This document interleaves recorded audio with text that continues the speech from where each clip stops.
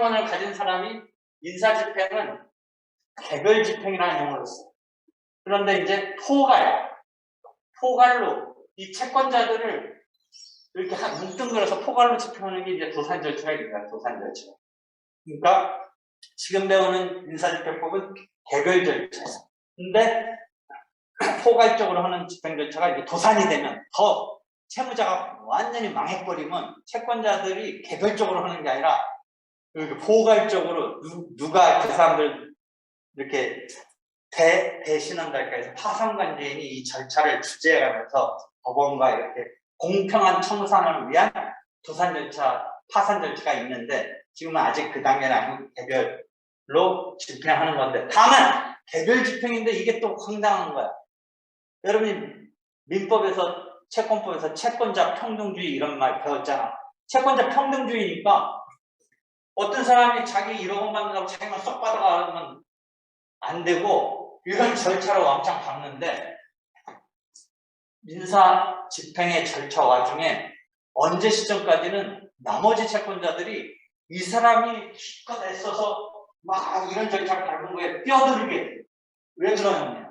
채권자 평등주의니까 내가 1억 원 때문에 막 채무자 내가 절차를 밟아서 막 경매 지금 신청해서 막 하는 와중에 어떤 이 채무자에 대한 채권자들이 지금이라도 막 내가 절차 진행하고 나서 나도 나눠 먹자고 만약에 내가 1억 원 받을 채권이고 채무자의 1억 원에 해당하는 1억 원 이상에 해당하는 어떤 부동산에 대해서 경매를 붙여서 그 낙찰된 가격이 1억 원 이상이면 내가 1억 원 풀로 다 받아낼 수 있는데 내가 1억 원 해서 막 절차 진행해서 하는데 갑자기 더 우선권이 있는 막 이런 사람이 떠들면 더 황당하고 동등한 어떤 사람이 들어서 나 1억 원인데 또 어떤 사람이 1억 원 받을 거 있다고 하면 5천만 원씩밖에 못 받는 거지.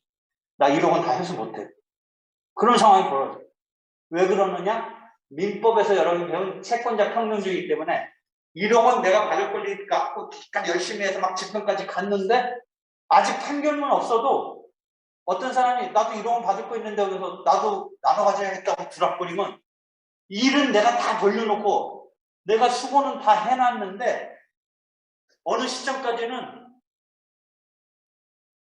나 1억 원 받을 권리가 있다라고 그냥 말로만 그러면 안 되고 뭔가 가압류라든지 완벽한 판결문을 갖고 있지 않더라도 약간의 자기가 1억 원 받을 수 있는 어떤 조치를 그때서라도 밟아놓고 즉 가압류라도 밟아놓은 채로 뛰어들면 나눠 가져야 돼. 나눠 가져야 돼. 그러니까 배당이라는 데 가서 같은 비율 내지는 어떤 때는 뭐 다 뺏기고 이 절차로 하는 사람은 조금 저급한 말로 국물도 안 나와. 국물도 안 나와. 황당해지는 거야. 그래서 무슨 이런 게 있냐. 평등하지 않고 즉 그거에 대칭되는 게 우선주의라는 말이 있어. 우선주의.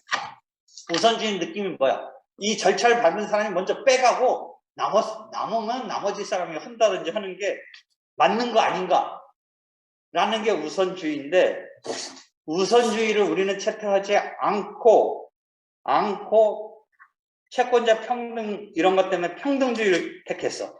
평등주의. 그래가지고 어디를 보냐면 역번호 8-6 부분을 봐. 역번호 8-6 보면 우선주의도 설명했고 평등주의도 설명했는데 역번호 8-10에 가서 보면 언제까지 배당을 하는 요청하는 요구하는 종기라는 마지막 시점까지 뛰어들면 나눠 가져야 돼.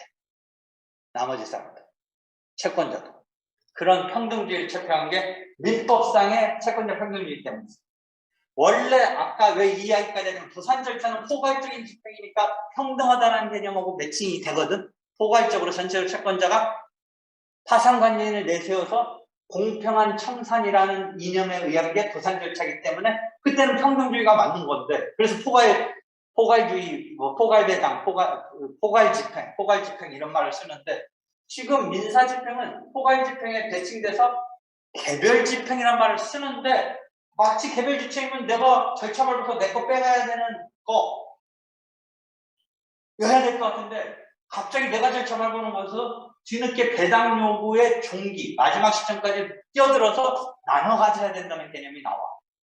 그걸 평등주의라고. 근데 민사집행 절차도 말인즉은 개별 집행이고 평등주의랑 이게 그래서 여기서 개별 집행이면서 평등주의 때문에 너무나 거기서 배당을 둘러싸고 되게 복잡해.